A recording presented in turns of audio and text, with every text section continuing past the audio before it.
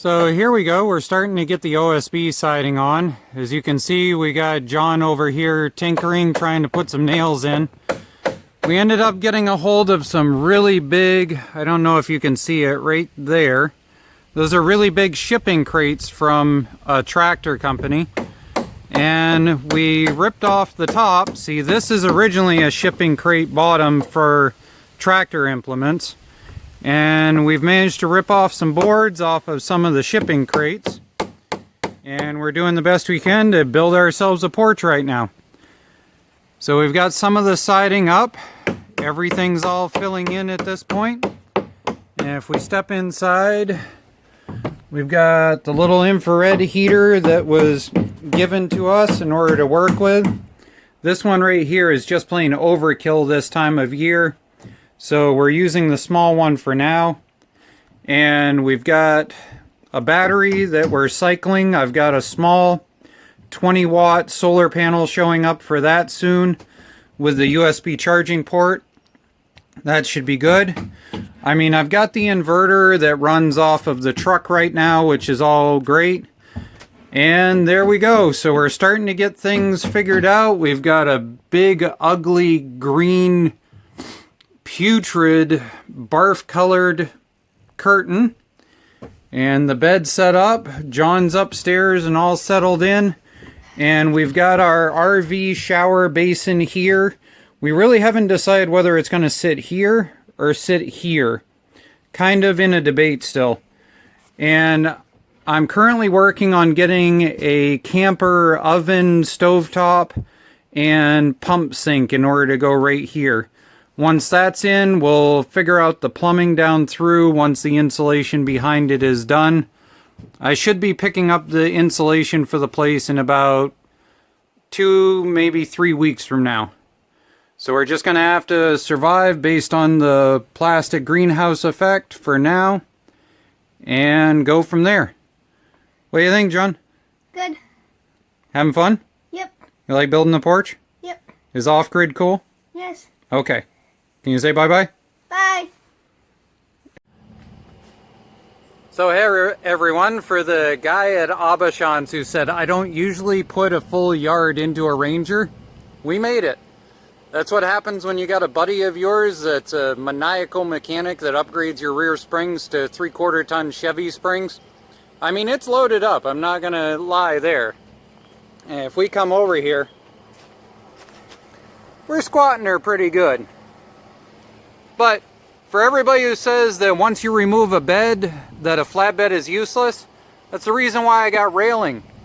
If you put a rail in there and then you add the little corner pieces, all you gotta do is just throw some OSB in and you're back up and running with a full bed. So there you go, guys. That's how you end up doing it if you're going to go and run a flatbed and you need to go and haul a dirt load. Oh, and the waving around little plastic thing, that's just a $2 drop cloth.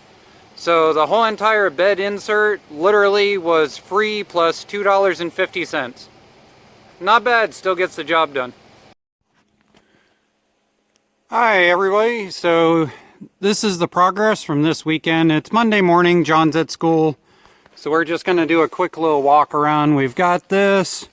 And like I said, I'm a trained computer tech, not a carpenter. I messed up the angle really bad, so I ended up putting that piece in and screwing it in, and I liquid nail glued it into place. Should be just fine, but once the siding's on, you'll never know anyway. We got this piece on and the other piece on the end, and it's really shoring up the cabin so that nothing ends up moving and arching around and stuff.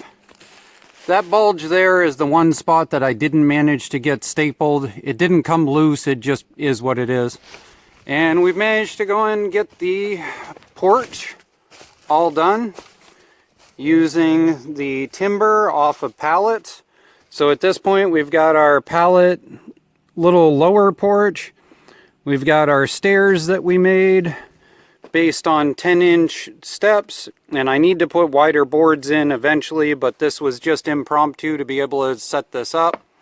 And then here we are. These are pallet boards off of lawn tractor or other farm equipment shipping boxes.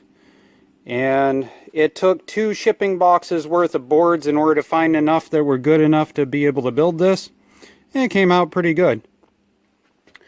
We got the siding up across here and over to there done, which came out pretty nice. Oh, we got John's doorbell.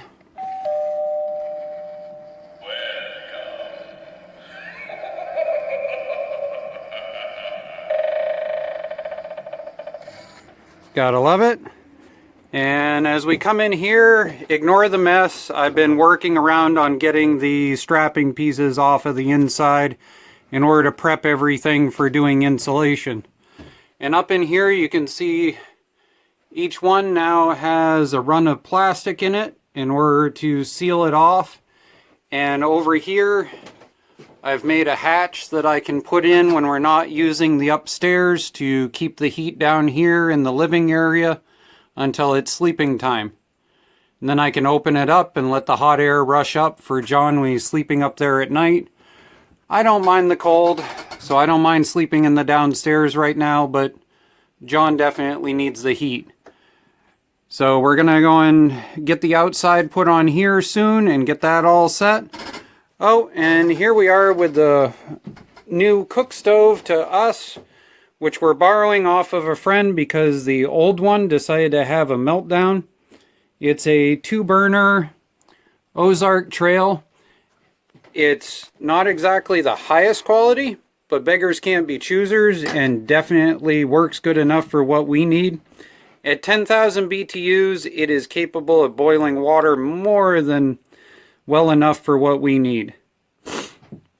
So, oh, on another aspect, so that 20-pound canister and that there, it's been running.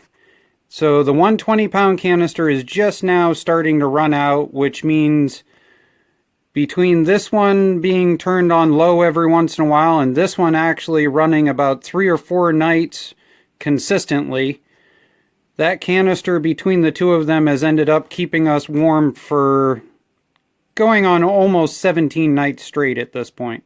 So that's pretty good.